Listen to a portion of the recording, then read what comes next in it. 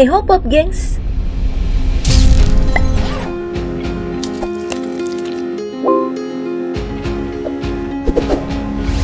Pada tanggal 28 Februari kemarin, sebuah gambar 3D yang dirilis oleh salah satu satelit menghebohkan warganet. Bagaimana tidak, gambar tersebut memperlihatkan antrian konvoi militer Rusia sepanjang 64 km dari pusat Ukraina. Nah, ini nih salah satu kegunaan satelit yang mengitari bumi, di mana jumlahnya udah berkisar 7.500 hingga 8.000 satelit hingga akhir 2021 kemarin. Dengan jumlah semacam itu, penasaran gak sih gimana satelit-satelit ini diluncurkan? Kalau kamu penasaran, yuk kita telusuri bersama dalam DP Proses kali ini. Peluncuran satelit dan cara kerjanya.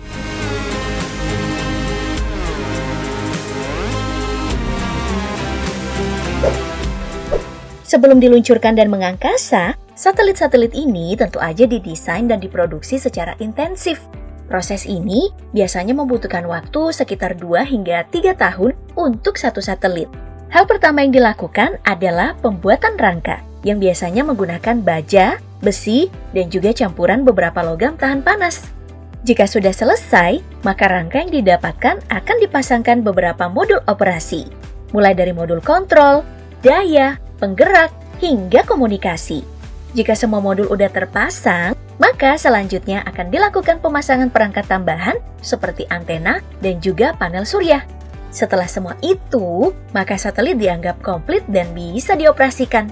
Oh iya, soal ukuran satelit, biasanya tinggi satelit itu sekitar 7 meter dengan berat mencapai 6.500 kg.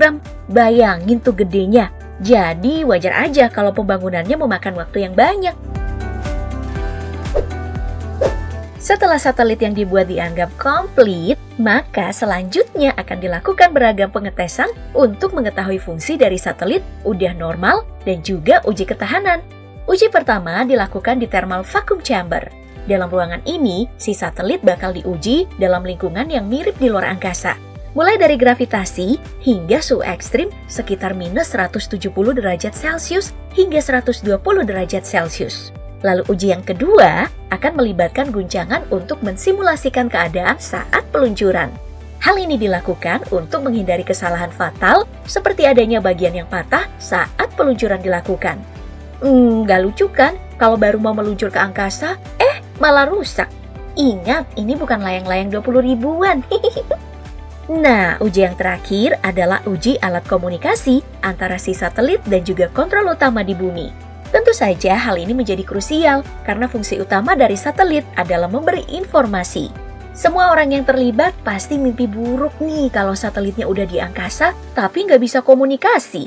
Ya, ini sama aja sih dengan si dia yang online terus tapi nggak centang dua biru. Hiks hiks. Bagi satelit yang lulus semua uji tadi, maka dinyatakan siap untuk meluncur. Di sini akan dilakukan tahap pemberangkatan untuk si satelit. Hal yang unik dari proses ini adalah satelit bakal dibongkar ulang menjadi beberapa bagian lalu dikirim satu persatu menggunakan pesawat raksasa Antonov. Nantinya, sesaat sebelum diluncurkan, satelit akan kembali dirangkai ulang seperti sebelumnya, lalu dimasukkan dalam pesawat ruang angkasa untuk diluncurkan. Masuk dalam tahap peluncuran, satelit biasanya diluncurkan dengan bantuan Proton M rocket. Gak main-main, kekuatan dari roket setinggi 58 meter ini mencapai 1000 metrik ton tekanan yang membuat kecepatannya menembus 2,5 km per detik. Buset, cepet amat ya bang? Nah, setelah meluncur dari daratan, nantinya Proton M rocket akan mendorong secara berkelanjutan dengan saling melepas di luar angkasa. Pelepasan bagian ini terdiri dari 3 level yang masing-masing akan mengurangi beban dari si satelit. Pelepasan yang terakhirlah baru nantinya satelit diekspos dan siap untuk menjalankan tugas. Saat mengorbit di bumi, satelit akan berada di ketinggian 200 km dengan kecepatan mengorbit sekitar 1 jam 28 menit per putaran. Jadi dalam satu harinya, tiap satelit akan mengelilingi bumi sekitar 15 kali dalam sehari. Nah, tentunya kita juga penasaran nih, setelah mendorong dan melepaskan satelit hingga ke orbit, bagian-bagian roket tadi itu kemana dong? Iya, jadi sampah lah. Soalnya, roket-roket tersebut tidak berfungsi lagi dan menjadi sampah luar angkasa yang melayang-layang di orbit. Dan bisa bayangin nggak, kalau jumlah satelit aja udah ada ribuan, kira-kira sampahnya udah berapa banyak ya? Menurut data terakhir, sudah mencapai 8.000 ton kubik. Ini adalah situasi yang berbahaya. Soalnya, sampah-sampah ini bisa bertabrakan dengan satelit aktif dan akhirnya merusak satelit tersebut.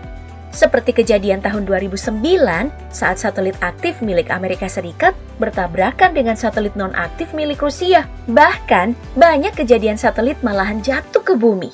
Namun sekarang, udah ada alternatif lain nih yang lebih ramah lingkungan, yaitu teknologi Falcon 9 buatan SpaceX. Teknologi ini adalah teknologi roket yang bisa digunakan ulang karena bisa kembali mendarat di bumi. Jadi, tidak sekali pakai dan tidak menambah sampah luar angkasa yang sudah ada.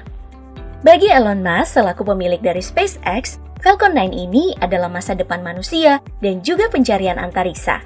Wah, ini sih bau-bau promosi buat cuan ya namanya. Setelah satelit sampai di luar angkasa dan mulai mengorbit di bumi, di sini nih, satelit menjalankan beragam fungsi. Nah, bagi kamu yang ngandelin ojek online buat nganterin menu makan siangmu, atau sering plototin peta di HP pas traveling, kamu harus berterima kasih nih sama benda angkasa yang satu ini, karena fungsinya sangat banyak dan membantu kehidupanmu dari bangun hingga tidur.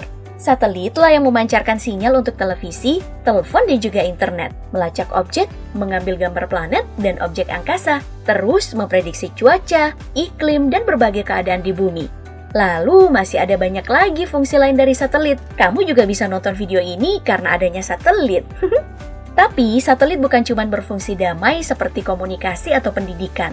Karena juga ada satelit militer yang dari namanya aja udah kelihatan kalau satelit ini diperuntukkan untuk perang atau setidaknya untuk persiapan perang. Seperti dalam konflik terbaru antara Ukraina dan Rusia. Satelit militer ini digunakan untuk 3 hal yaitu pengintaian, komunikasi, dan juga navigasi.